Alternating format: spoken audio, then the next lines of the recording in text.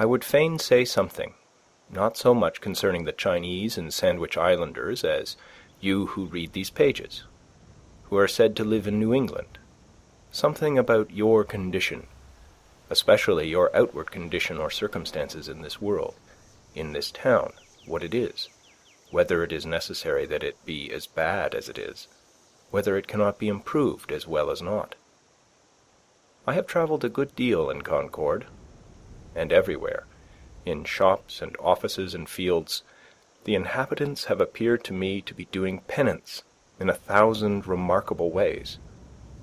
What I have heard of Brahmins sitting exposed to 4 fires and looking in the face of the sun, or hanging suspended with their heads downward over flames, or looking at the heavens over their shoulders until it becomes impossible for them to resume their natural position, while from the twist of the neck nothing but liquids can pass into their stomach, or dwelling, chained for life at the foot of a tree, or measuring with their bodies like caterpillars the breadth of vast empires, or standing on one leg on the top of pillars. Even these forms of conscious penance are hardly more incredible and astonishing than the scenes which I daily witness. The 12 labours of Hercules were trifling in comparison with those which my neighbours have undertaken, for they were only 12, and had an end, but I could never see that these men slew or captured any monster, or finished any labour. They had no friend Iolaus to burn with a hot iron the root of the Hydra's head, but as soon as one head is crushed, 2 spring up. I see young men, my townsmen, whose misfortune it is to have inherited farms, houses, barns, cattle, and farming tools, for these are more easily acquired than got rid of. Better if they had been born in the open pasture and suckled by a wolf, that they might have seen with clearer eyes what field they were called to labor in. Who made them serfs of the soil?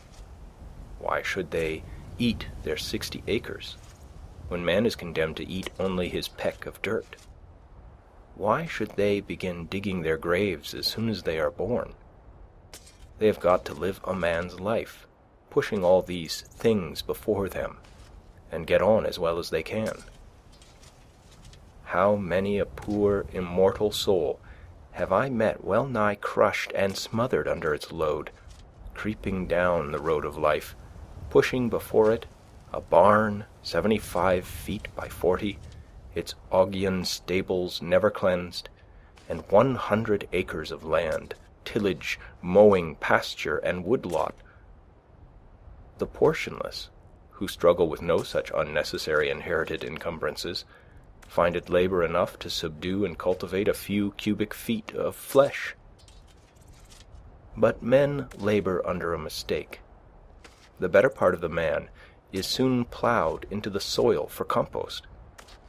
By a seeming fate, commonly called necessity, they are employed, as it says in an old book, laying up treasures which moth and rust will corrupt and thieves break through and steal.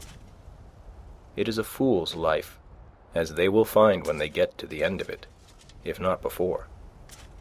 It is said that Deucalion and Pyrrha created men by throwing stones over their heads behind them. Inde genus durum sumus, experiensque laborum, e documenta damus qua simus origine nati. Or, as Raleigh rhymes it in his sonorous way, from thence our kind hard-hearted is, enduring pain and care, approving that our bodies of a stony nature are. So much for a blind obedience to a blundering oracle, throwing the stones over their heads behind them, and not seeing where they fell. Most men, even in this comparatively free country, through mere ignorance and mistake, are so occupied with the factitious cares and superfluously coarse labours of life that its finer fruits cannot be plucked by them. Their fingers, from excessive toil, are too clumsy and tremble too much for that. Actually, The labouring man has not leisure for a true integrity day by day. He cannot afford to sustain the manliest relations to men. His labour would be depreciated in the market. He has no time to be anything but a machine. How can he remember well his ignorance, which his growth requires, who has so often to use his knowledge? We should feed and clothe him gratuitously sometimes, and recruit him with our cordials, before we judge of him. The finest qualities of our nature, like the bloom on fruits, can be preserved only by the most delicate handling. Yet we do not treat ourselves, nor one another, thus tenderly.